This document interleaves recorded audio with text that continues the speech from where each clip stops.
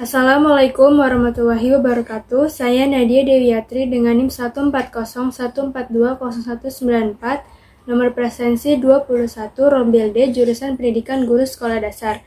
Di sini saya akan mempresentasikan rangkuman materi 1-7 mata kuliah Literasi Digital dan Kemanusiaan sebagai untuk memenuhi ujian tengah semester genap.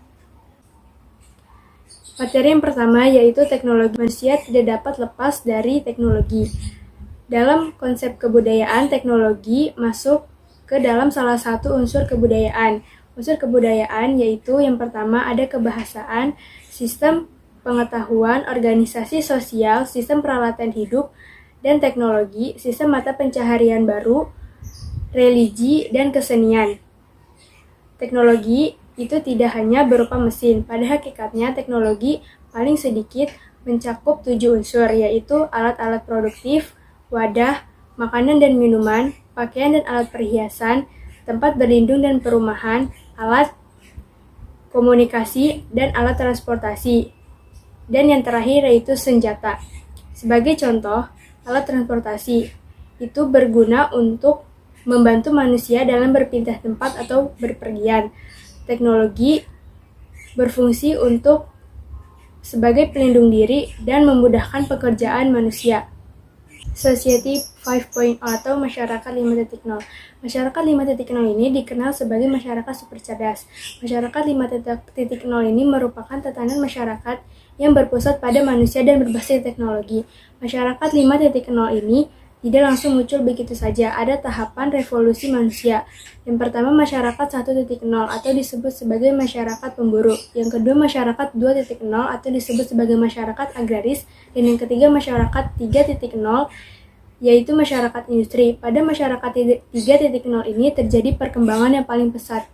Yang keempat yaitu masyarakat 4.0 atau disebut dengan masyarakat informasi. Dan yang kelima terakhir kita akan menghadapi yaitu masyarakat 5.0. Revolusi Industri 4.0.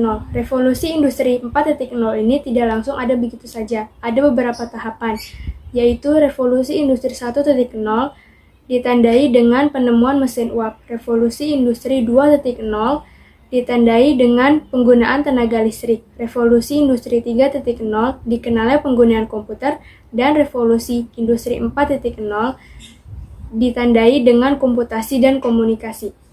Materi kedua yaitu dampak positif dan negatif teknologi. Dampak positif dari teknologi yang pertama dapat digunakan sebagai media hiburan.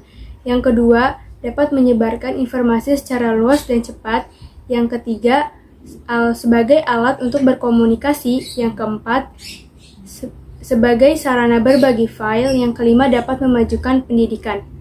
Dampak negatif dari teknologi. Yang pertama, penyebaran virus pada perangkat. Yang kedua, dapat terjadi pelanggaran hak cipta. Yang ketiga, mudahnya tersebar informasi hoax. Yang keempat, penyalahgunaan alat komunikasi. Dan yang terakhir adalah pembajakan situs web.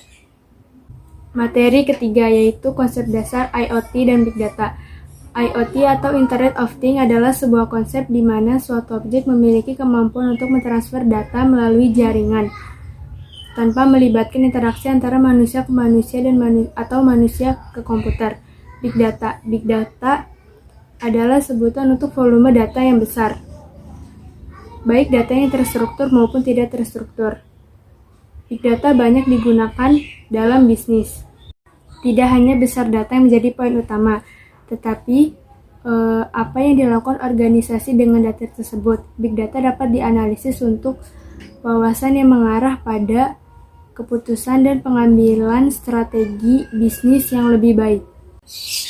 Materi keempat yaitu konsep dasar AI. Artificial Intelligence merupakan kecerdasan buatan yang memiliki beberapa konsep.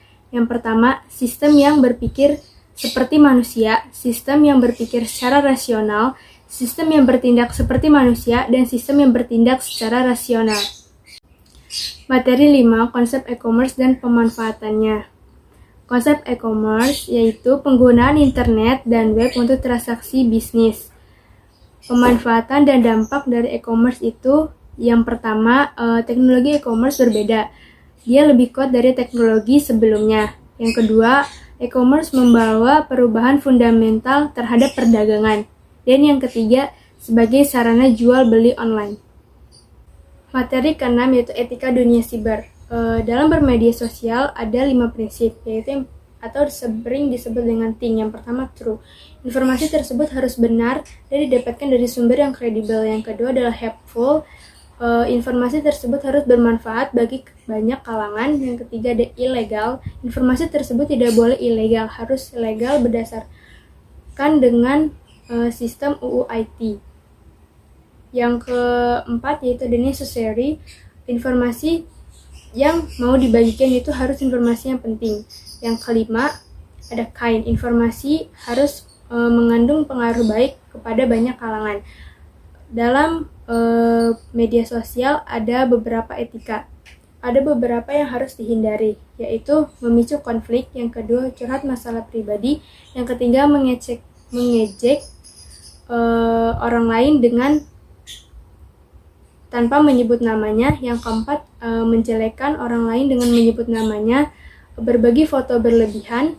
Dan yang terakhir yaitu bersikap terlalu ekstrim.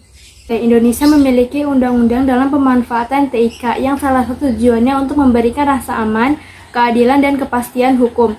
Undang-undang tersebut yaitu UU Nomor 19 Tahun 2016 dan UU Nomor 11 Tahun 2008 tentang informasi dan transaksi elektronik.